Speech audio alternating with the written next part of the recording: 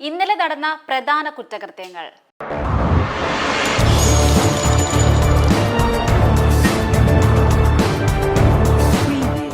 കൊച്ചിയിൽ dating app വഴി യുവാവിനെ തട്ടിക്കൊണ്ടുപോയ 7 പേർ അറസ്റ്റിൽ.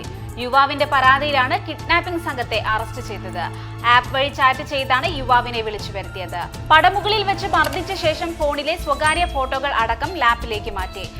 തുടർന്ന് 1 ലക്ഷം രൂപ നൽകിയില്ലെങ്കിൽ വിവരങ്ങൾ പുറത്തുവിടുമെന്ന് ഭീഷണിപ്പെടുത്തിയെന്നും യുവാവ് പറയുന്നു.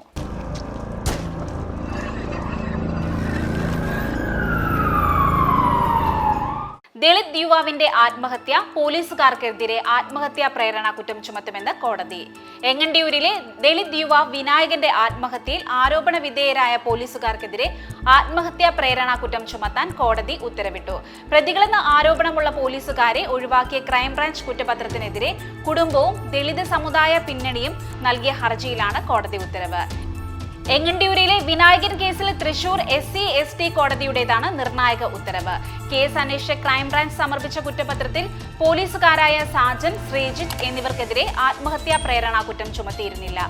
ഇതിനെതിരെ വിനായകന്റെ പിതാവ് കൃഷ്ണനും ദളിത് സമുദായ പിന്നണിയും കോടതിയിൽ നൽകിയ ഹർജിയിലാണ് ഉത്തരവ്.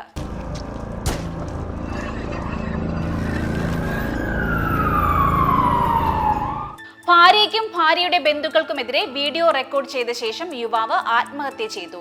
24 പേജുള്ള ആത്മഹത്യാക്കുറിപ്പും 1 മണിക്കൂറിലധികം ദൈർഘ്യമുള്ള വീഡിയോയും പങ്കുവച്ച ശേഷം യുവാവ് ആത്മഹത്യ ചെയ്തു. സ്വകാര്യ കമ്പനിയിലെ എക്സിക്യൂട്ടീവ് എഡിറ്ററായിരുന്ന അതുൽ സുഭാഷാണ് ജീവനൊടുക്കിയത്.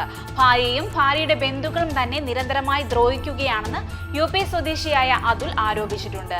തന്നെ ഉപദ്രവിച്ചവർ ശിക്ഷിക്കപ്പെടുന്നതുവരെ തന്റെ ചിതാഭസ്മം ഒഴുക്കരുതെന്നും അതുൽ വീഡിയോയിൽ പറഞ്ഞിരുന്നു.